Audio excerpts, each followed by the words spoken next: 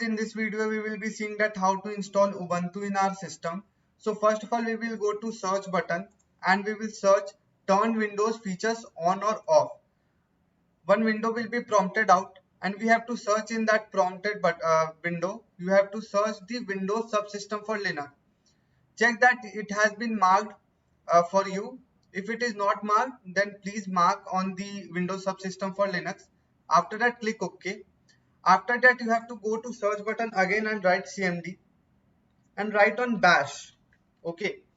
And here we will see that Windows Subsystem for Linux has no installed distribution. It means that you haven't installed Ubuntu in our system. So first of all, we have to install the Ubuntu from the Microsoft Store. Okay. Because it is also a Linux distribution. So we will go to Microsoft Store and search for Ubuntu. So we have to search for Ubuntu.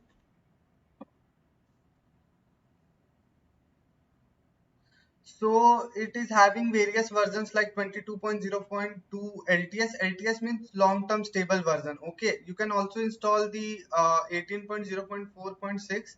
So I have already owned this. I will install this version 18.0.4.6. So let it be download and after that we will check.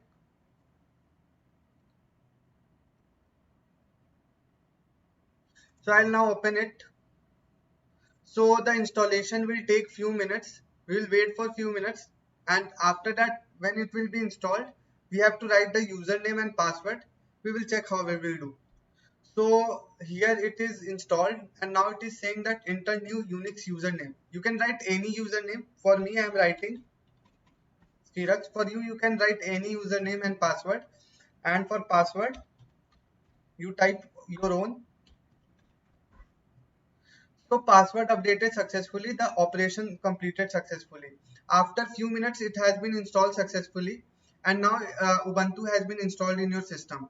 So to check that Ubuntu has been installed, first of all, we will check some Linux commands if it is working in the Ubuntu or not.